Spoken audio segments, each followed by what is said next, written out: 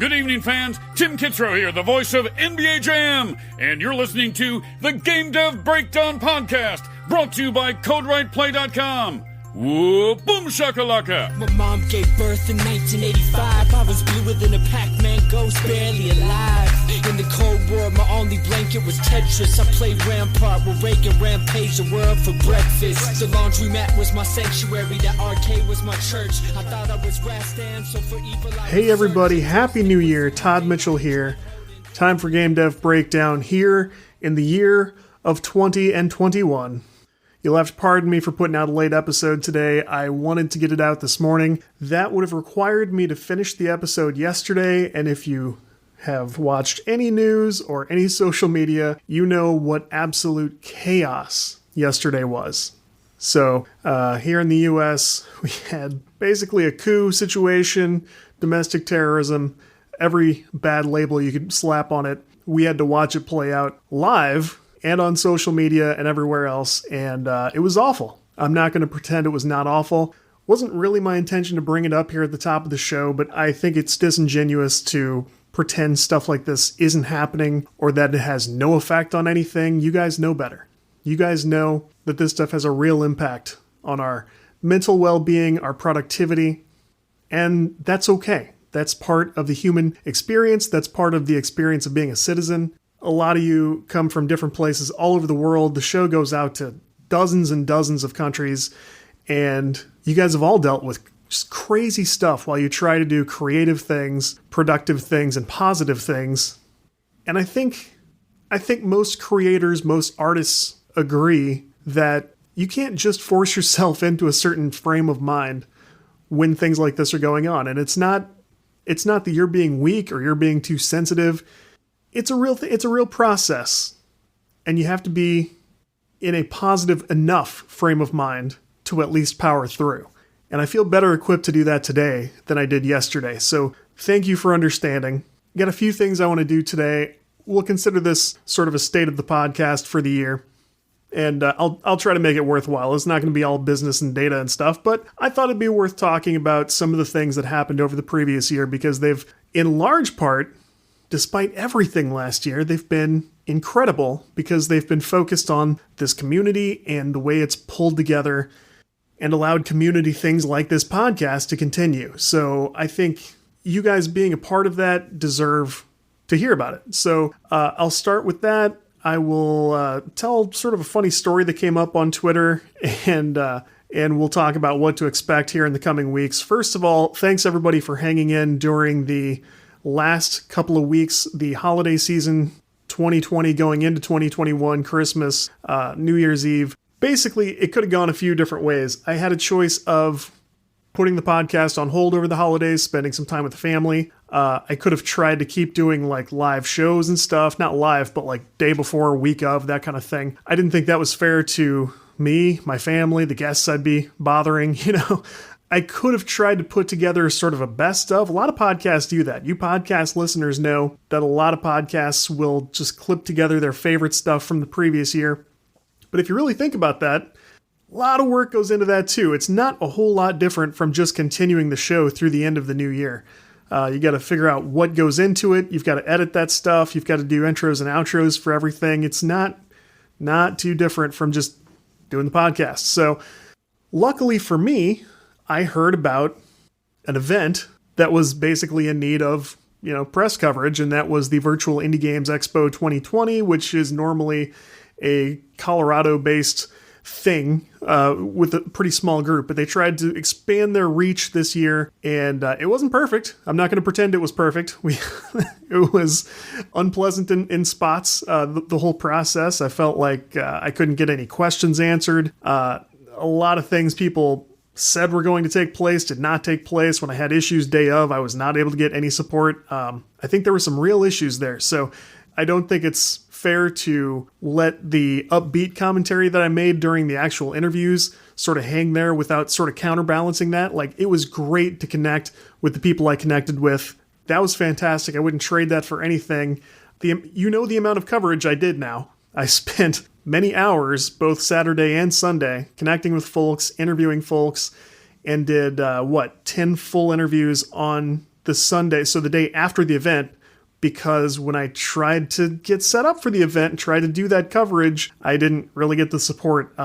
They reached out once in the morning when I said I'm not available till a little while later because we didn't schedule anything. They wouldn't schedule anything. I asked for the schedule in the week prior to the event. I said, I've not heard how this is going to work. You need to tell me how this is going to work. They didn't. They just kept sending me forum emails over and over again. I didn't have access to anything. I didn't know how the press coverage worked. And then on the day of, when I said, okay, I'll be available between here and there, not one person answered me after that first contact in the morning. So, and then when I said, hey, your press room isn't working, so I can't do interviews with anybody, they go, well, a lot of press people follow up with exhibitors after the event. I said, oh, because, I mean, you guys have been sending requests to people about this for weeks. It was a whole thing. I don't mean to bag on these guys. It was just, it became kind of negative because I put together a short video during the setup, and all I was trying to do was show off, like, look at this cool VR meeting space they put together for this event. I think it's really cool. But, I mean, I cracked a couple of jokes because I was frustrated because nobody was helping me plan for this thing. So I didn't feel, and they kept telling me, we are too busy. You have no idea how busy we are, and we're much too busy to talk to you day of and stuff like that. And that's the wrong attitude. That's a bad attitude. That attitude doesn't check out because you guys are doing this a couple of weeks, setting up for the event, holding the event, tearing down after. I do this stuff all year. This is my job. And I'm the least official person you probably talk to about this. So that doesn't really fly with anybody else who does this full-time, all the time, and has a hectic schedule. That's all I'll say. Moving on. The point was, all those people I spoke with who were exhibiting at the event were fantastic. It was awesome connecting with those people. They were frustrated about the event too. I think that came through in several places. And I appreciate you guys for hanging in with what probably felt like kind of automated shows that were all pre-recorded. I mean, that is the case, but that allowed me to bring you guys new content, fresh content right through the holidays, through the new year, and into the end of this first week of 2021. So at this point, I wanted to circle back, say Happy New Year. Congratulations to all of us for making it through 2020 together, because that's a big deal. And now we get to sort of move on collectively. So 2020 was big for the podcast. There were months where I didn't get to do hardly anything. I got sick for a while that year. Again, we don't entirely know exactly what it was. I mean, I got a wild guess, but when I came back, I wanted to come back strong. I said, if there's any way this is going to work, it's going to work if I go to being the most reliable, most consistent output in the category. And that's what I did. I don't know of another podcast who does 2 shows a week like this on a steady schedule. Now, not down to the hour of the day that the show comes out, but on those days, you've always got a show. This will be another example. It's day of, I'm cutting it down to the wire, but that consistency has allowed us to bring back sponsors. It's allowed us to book more guests and sign up for more events. It's been a super positive thing. The ad revenue has taken off, the opportunities have taken off, and so that's been well worth it. My advice to people, because I know I've got some other podcasters who listen to this show, my advice to you, if you can't do a steady schedule, you may as well quit. I hate to, and that's not an attempt to be negative, but that's the honest truth. If you can't do a steady show, don't do a show. Because you're going to work super hard on it, and it's not going to progress. That's the truth. It's a slow process building up a show, but the truth is, and you can find this in the way people talk about podcasts on Twitter and online and stuff. They'll go, I would listen to this, but their last show was 6 weeks ago, and I don't want to do that. People don't like that. People will not go for it. That's not necessarily fair for a free product, but that's the truth. So if you're going to do this, I'm not telling you do 2 weeks or 2 shows a week or daily or whatever, but don't do less than weekly if you want it to work. I've been around this game long enough, about 7 years going on 8, something like that. I can tell you, less than weekly shows don't go anywhere. It just doesn't. I mean, if you're a celebrity or something, that's one thing. or a rock star indie developer. Some of those folks can make it work. If you're listening to this, good for you. The rest of us need to do something consistent, have a reliable output, and that's the way to do it. And hey, that's the way to do anything, right? So what else did I want to drop an update about? Website is really just for show notes these days, which is fine. The book. My book comes up on occasion because last year a big focus of mine was I wanted to convert a set of interviews to print, so transcribe podcast interviews, clean them up, cut out the good stuff, put them together in a readable format, and put like 10, 12 of these in book format and just release a book. Boom, author, that would help the show, that would help me, that would help, open up some doors. So I've been working on this because I thought hey, the work is really done, right? I've done the hard part. I've tracked down people, got them to agree to interviews. We conducted the interviews. So fantastic, right? How hard can it be to transcribe them and clean up a book format? Okay, well, if I wanted to do the simplest version of it and just transcribe them all, slap them together, and upload that to Kindle, that would have been probably done a long time ago, and I could be finding out if that's, something people were interested in. But instead, I wanted to do it right, because I have a journalism background, I have, a little bit of authorship background. I wanted to do this the right way that did not hurt my reputation or appear less than official. And so to do that, I felt it was very important for me to have the blessing and the cooperation of the people I spoke to for those interviews. So now that means I had to basically get these rough drafts together, contact those people and say, hey, I'm doing a book. I'd like to include your interview and I would love your blessing, to do this. And as a thank you, I can put in updated plugs, updates from you about what you're doing, where people can find you on the web. And then, if there's any new news, that'll also be a benefit for people who have, heard these interviews on the podcast. It'll be something a little fun to look back and go, oh, let's see what, Paul Nicholas is up to now. That's a spoiler. He's in the book. Let's see what Paul Nicholas is up to. He's had a lot of really successful projects go out. He does a great Patreon community now.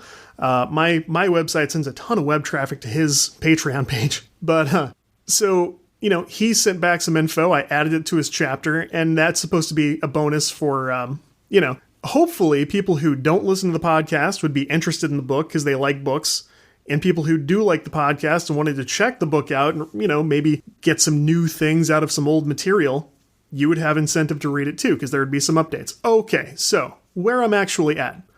I was going to do 10 interviews total. The 10th one was going to be never before released anywhere. Something I conducted over Twitter DMs with somebody. I won't reveal that person. They have an incredible story that has not been heard nearly enough.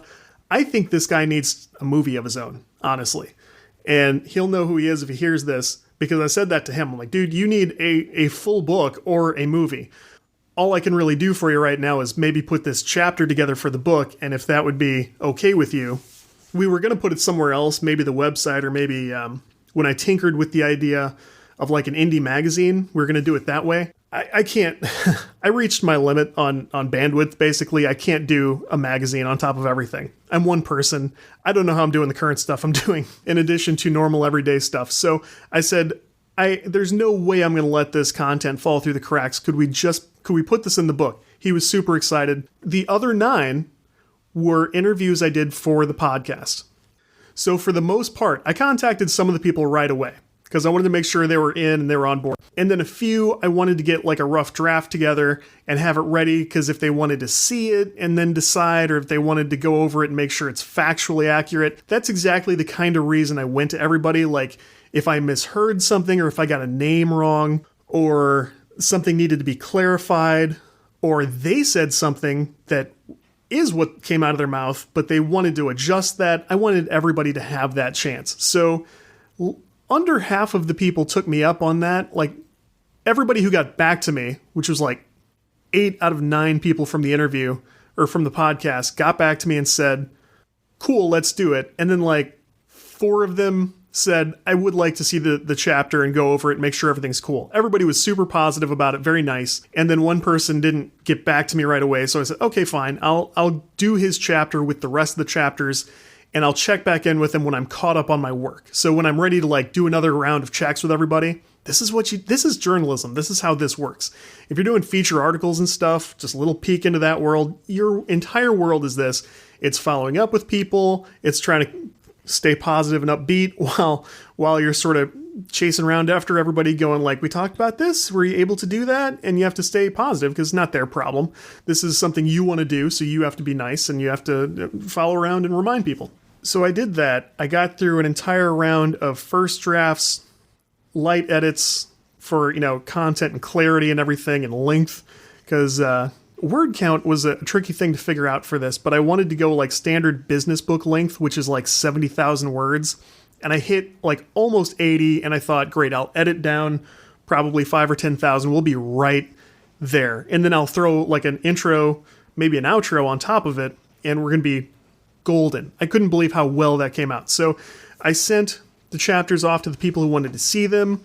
I spent that time catching up on the other 4 or 5 chapters to edit myself. Some people didn't want to see it at all. I offered to like send it over. They're like, no, just do whatever you think is best and send me a copy. Okay, great. Perfect. So I worked on that. I'm still in the process of writing up that last Never Before Seen chapter because I have all the research and all the answers, like the interview responses, but I'm writing it in actual like narrative format, more the way you'd read like a profile from the New Yorker or something like that. I wanted to really kind of put this together in a nice format, in a storytelling way, because I think that's going to be a very rewarding way to get this story. Fine. So I'm working on that part now. The other 9 I had either done or in review with their people. So that's great. Like, this is really happening. The book's already over 70,000 words, which was my goal. Everything else is going to be icing on the cake.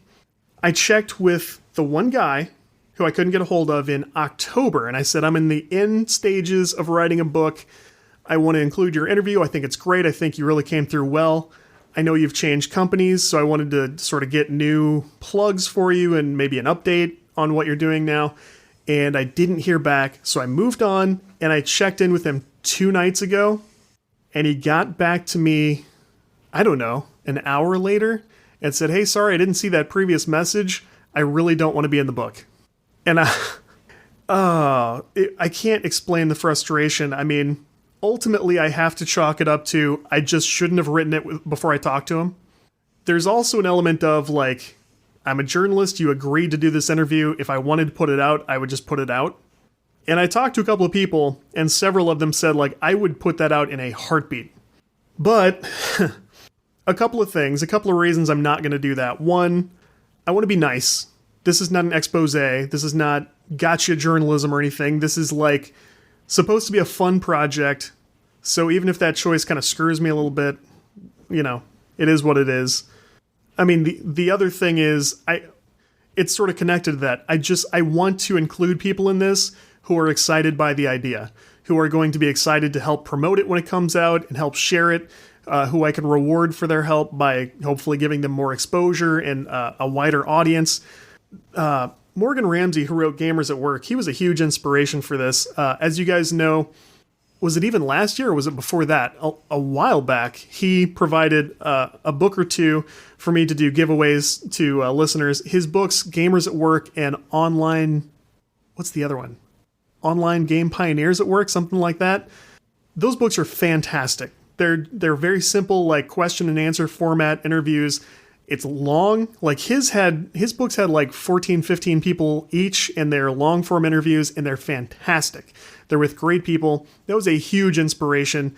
And while I was sort of questioning whether it was the right idea to put out a book full of content that had gone out somewhere. I mean, this stuff was in podcast format. I think reading and listening to podcasts are very different. Reading is very voluntary, and listening to podcasts, it's going to blast at you no matter what. I don't think you pick things up the same way, even though you enjoy them differently.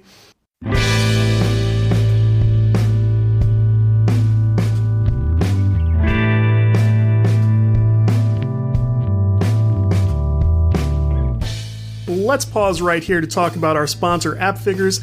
AppFigures is all about giving game makers the tools they need to get more downloads and revenue. You may know them for analytics and App Store optimization. Now AppFigures can help you track competitors from downloads and dollar amounts to audience demographics and even which SDKs they use. Their competitor intelligence gives great context. If a competitor adds a new feature or gets mentioned in the news, AppFigures can tell you if that brought in more downloads. If you have an idea for a new app or a game, AppFigures can tell you how big the market is and how much money it could make you.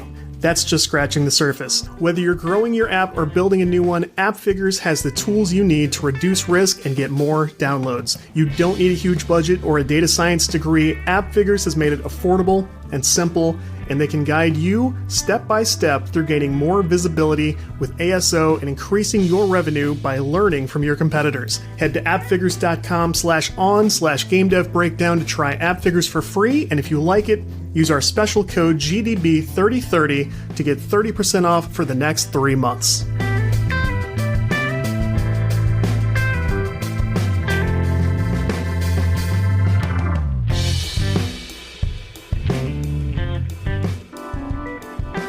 But Morgan Ramsey said something in the intro to Gamers at Work that really helped me answer that question for myself. He said basically, he conducted these interviews for a totally different purpose. They were basically going to be featured on a website he was doing, and he felt that he owed it to the people who gave him that time. He thought they deserved for him to do everything he possibly could to get them the widest exposure and reach the widest audience possible. And books and podcasts, they're both consumed. They're consumed by a similar audience, but those audiences are not the same. I looked at that as, this is something else I can do for those people. So, again, I wanted to make it rewarding for podcast listeners also who wanted to read the book. I wasn't going to pressure you guys oh, you guys haven't picked up my book and the correct number of listeners to Amazon purchases. It was never going to be like that. But the ones who wanted to go through this and go yeah, let's see what I can learn from reading through this with my eyeballs in my brain. Going through them as I transcribed them and I read them back that way, I conducted the interviews and I picked up a ton of new information. So I thought, this is legitimately valuable, but I was going to make sure there were updates and new plugs and stuff to sort of reward everybody. Point is, I am still in the process of doing that. Turns out this way of writing a book, instead of just coming up with a topic and doing research and doing it all myself, this is taking way longer. I'm still very enthusiastic about it. I think it's going to be a great project to have done and out in the wild. I'm very excited about it. It's still going to come out in the next, I don't know. It's hard to really put a date on it. I haven't come up with an official title yet, but I don't think, before somebody backed out, I wanted to have this done by Valentine's Day. I think that might be a little aggressive now, but maybe by the end of March. I can't see any reason this shouldn't be out the door and I can be on to something else. This got me thinking about, anyway, that's the update on the book before I move on, but this got me thinking about something else. I've had a couple of successful, big projects of my own go out, like when I shipped my first commercial app, freelance things I've done, the big stuff that felt like career milestones for me, the big firsts and the successful things. I always looked at myself as a person who's motivated by I'm going to show the world, because we've all had something we wanted to do that we didn't get picked for, some job we didn't get. Got a story about that later too.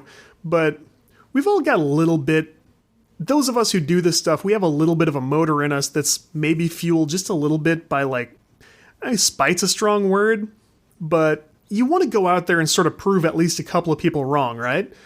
Mom or dad didn't think this was a good idea of a way for you to spend your time, or again, you got passed over for a job, or you made a game and didn't do well. As we covered in a couple of the podcasts, you're going to have some haters online. You've got some people out there you want to prove wrong, right? So I always thought of myself as someone who was very inspired by that engine, that desire to go out and I'll show you, you don't know me. Hey, I have value and I can do this. And I always thought that was my main motivator. As I'm finding out, the big projects that go out after a long dragging across the finish line, those projects seem to go out for me when I actually start to get annoyed by them. And again, the people, one exception included, But the people who I'm writing this book about have all been fantastic, and there are a couple of unbelievable names included in that lineup. This is not at all a reflection on those people. Everybody's been super cooperative and super friendly. But the process of, my own plan, executing on my own plan, it's starting to drive me nuts that I don't have it done. Like, it's really starting to irritate me. So I'm finding, and maybe this is just a phase of life thing, maybe I'm just, in my 30s now or something, but as I see this thing sit around on my hard drive, as I see emails that I've exchanged with people, the idea that no one can read this yet is starting to drive me nuts. I don't like it. Like, I don't like it not being done. So it's starting to annoy me that this isn't done. So more than like proving something to my dad who wouldn't let me touch his computer when I was a kid, or show the guy who I worked with who went off and formed his own video game company and then declined to hire me like 3 different times, instead of like the spite stuff, I don't know if this is good or bad, but I'm starting to like really drive at things because I'm annoyed that they're not done. I guess that's probably healthier than the first thing, right? So maybe that's an iteration in a positive direction. I'm not completely sure. So, but that's something that maybe you can explore in your own life. Like, don't you find it annoying that you've got this thing you're doing? First of all, the way I said annoying just now is annoying. But you've probably got this thing you're working on. Isn't it sort of driving you nuts that it's not done? Start to utilize that. Let that feeling like sort of stick in your ribs a little bit, like poke you in the side. Start doing something when you feel that. See what you can get done. You're going to get an immediate sense of satisfaction out of that if you're anything like me. And those things are going to start to compound. You're going to start noticing that you're about to feel that before you even feel it. And you'll start to do something so you don't have to deal with that thought. You don't have to stay up just 15 minutes extra thinking, when am I going to get that done? That's still not done. Should I abandon that project? What is it that I can't wait to start next time? Like, I can't do that because I'm dealing with this. I've got to deal with this now. Start to put that behind you, in your corner. Use that to your advantage. And that's something to think about. It's something I've really been, because I've worked pretty hard on getting the book stuff caught up and moving toward the finish line over this holiday break. And it's something I've really started to notice. So examine that in your own life. I thought this was going to be a shorter show. We're already pushing half an hour, depending on how much of that rant I cut out from earlier. So before I go, I promised a story about not getting a job. I honestly don't know how this came up. I may have seen something on Twitter about unpleasant interviews or something. My mind went back to one of the places I interviewed here, downtown St. Louis, in a time when my career was not nearly as solidified, when I was not nearly as confident about my accomplishments yet, and I needed like a better position than the one I was in, so I could sort of align things a little better. You know how this goes. Like, you're at one job and you thought it was going to be awesome, but turns out you're not really developing the career skills you expected. You're not advancing. There's not much reason to stay. We all go through that at some point. I was in that position, and if you do this kind of work, I mean, game developers, we're programmers, we're designers, we're artists and illustrators, and we've got all these skills that the occasional tech recruiter, you've probably heard from one or two in your day. I hear from them all the time. And one hooked me up with an interview at a company called CPI. I don't care if somebody involved in this hears this. I don't care, because they were not great. This company did, I think it was like a chain of portrait studios. And I mean, a place you would take your kids and your family, or possibly your dog, and sit for photos and all kinds of like photo and like keepsake memorabilia and products and stuff. So this company happened to run a chain of studios for several department stores, and the big one was Sears. So if you're of a certain age, you remember that there was a time when it was a big deal that the family would get in their Easter outfit or whatever you celebrate, and they would all go down to Sears and get their photo taken so you could blow that thing up and put it on the wall above the fireplace and everybody could be creeped out by it. So I was never involved in anything like this, but I knew about it. And so when I heard that they did like the tech stuff for that chain of portrait studios, I thought, okay, that's kind of cool. What they wanted was, the job description was, we need a web developer, right? Okay, I can do that. I was doing like .NET, JavaScript, stuff like that.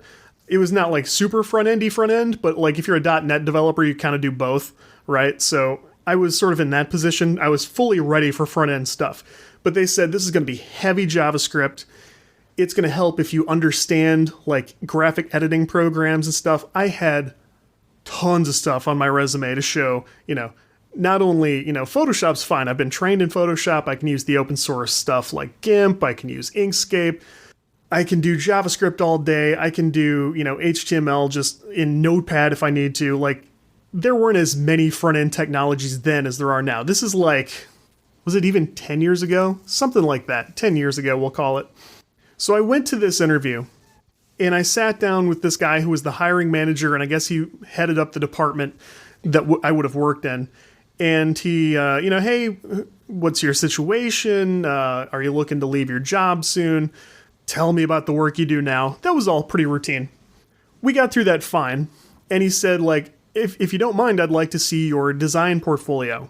And I said, my what? So apparently to them, they thought that a web designer should have basically illustrations in a nice binder to hand over and show them. So I did not. And I explained I did not because the work I do is .NET related. I said, I've got like a code portfolio, but it doesn't seem like you want to hear that. So I said, and I showed him some websites that I work on, but they were like informational stuff. It wasn't very pretty. Government contractors who were the people I was working for before that, they have very specific stuff they want to see. And the older that stuff looks, the more happy they are. That's serious because they just have a very routine way of doing things. They don't want any flashy stuff. They don't want any rounded edges. It has to look like it's from literally like 1998, 1999. The earliest type of web pages, they are still there because that's the stuff they're still working with on the work side. So they want everything to look old and bad. So I said, look, I've worked on some blogs. I've done some WordPress stuff. I'm happy to show you all that. He looked around at the websites. He's like, yeah, this wasn't entirely what I was looking for. And I said, I'm going to be real straightforward with you here. This is not at all the way you guys described this position. I said, if this means you don't want to consider me for that, I don't want to waste your time. I said, we can just call this a misunderstanding and just go on. No, stay there, sit down. He goes, I still want to do the second part of the interview. And I'm like, okay, what's the second part? And he goes, I am going to bring in like several department heads that you'd be working with, and we'll see if there's a good fit with them. And I said, oh, okay, but are they expecting this too? He goes, it'll be fine. I should have left. So he calls in, was it 3 people? It was at least 3 other people, and we're in a pretty small office. We are not in a conference room. This is already getting awkward. There were probably 6 chairs total, and the one next to me was open. Otherwise, the walls are full of other people who are looking at me and judging me. So that's fine. I can interview. This is not scary to me. But they come in and they start asking like, well, I didn't get to see your design portfolio. Can I see your design portfolio? And I just looked at the guy. I thought, you want to handle this? And he did not, apparently. So I said, look, based on the job's description, you guys need a web developer who does HTML, who does JavaScript, who can work with photo editing applications. I said, that person is me. I would do that job exceedingly well, but I do not have a bunch of printed out illustrations or anything to show you guys today. And there was dead silence in the room. First of all, they did not seem to understand this at all, and they did not seem to agree that they had messed up. Second, they seemed insulted that I was that direct with them, and at this point, I just didn't care. I was younger, I needed better work, but I knew I probably wasn't going to find it here. So they started like grilling me on stuff, and here's where my memory is a little bit foggy because I think my internal dialogue was cranked up to like 11 or 12. It was like, I can't wait till I get home to, tell my friends about this and tell, the couple of coworkers who know I'm looking around and they're looking around. This is going to be such a good story later. It's not amazing, but it's funny. So they're starting to like turn on me a little bit. Like, well, the ideal candidate, I think, would have a design background and blah, blah, blah, blah, blah, which is incorrect, according to what they say the work involved. But I said, look, I get it. As I told him before, if I'm the wrong fit, we just need to establish that, and I'm good with that. So what else can I answer for you if I can provide you any other information? And the lady who was sitting like on the wall to my left at the end of her row of like two other people, she raises a stack of papers between me and her mouth, and first she says, well, I know what I think now, and she puts a stack of papers up to her face where I can't see her mouth, and she gives like this this like mouthy, like attitudey little thing to the hiring manager, and I think the sound probably sounded like this. Clearly, I don't think we should hire him. I cracked my son up with that. I have a 5-year-old in the room, so I'm not going to describe her, but well, no, complete a-hole is I think fair. So at this point, the hiring manager dismisses the other, like, department leaders just to, like, calm things down, because I was... Again, I should have walked out again right at that point. Should have had... Today, in this day and age, I would have been out that door so fast, and I would be tweeting about it. So, but he had them go, and he's like, look, I get it. He goes, I don't know, do you have any other questions for me? I said, no, I don't. Clearly, this is not the right fit. So, and that's to say that I hate you at this point as much as you guys hate me. And he goes, I don't want you to worry about them. If you were able to, this was a Friday. He goes, if you were able to go home over the weekend, come up with a design portfolio and send it back to me, I think I could smooth things over with them and we could maybe get something going over here. I stared at him silently for at least 5 seconds. I said, you want me to do what? Yeah, just, I mean, the sites you showed me were okay. If you could just show me some, like, real sort of artistic design work. Okay, noted. Thanks. Thanks for your time. Yeah, I'm really looking forward to getting that back. I'm really looking forward to hearing from you again. I should have told him again. Again, this is fully adult me, experienced me at the second half of my career, probably at this point. In this day and age, clearly I'm not going to do that. Obviously, I'm not going to do that. If anyone contacts me asking me about what this experience was like, I'm going to be very clear with them. This seems like a terrible place to work. Because that experience was super disrespectful and unpleasant. That's insane. You should not treat a guest in your office that you're considering starting a relationship with professionally. You should not treat a person that way. But I was younger than they were. They all probably had friends they would have liked to hire. Well, fine. So, on a total whim, I searched for the name of that company the other day. Boom, they're shut down. And I'm not thrilled that a bunch of people lost their jobs, but I read in the article that one day upper management randomly sent an email to everybody, you're all out of a job, please leave. And I just thought, isn't that telling? Doesn't that fit with the experience I had going in there to interview? This is just overall...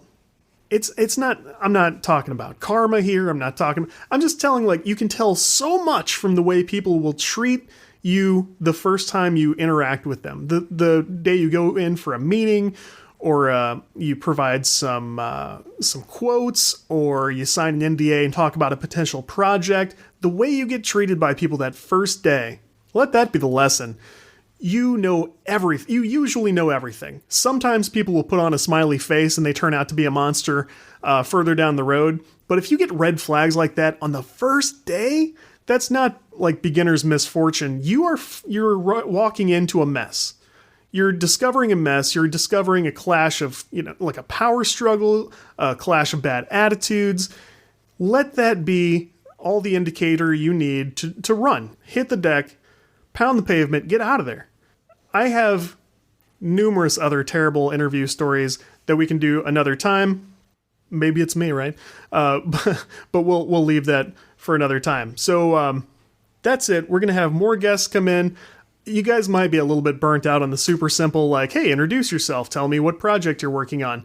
It was a little bit different because I was on very little notice interviewing a lot of people about their projects. They were all super cool, and I think we got very good stuff out of each of those segments, but I just want to assure you, like, we're going to have guests on for longer chats. We're going to cover, I mean, definitely everybody's going to get to talk about their projects and everything, but we're going to bring up topics, like topical discussions.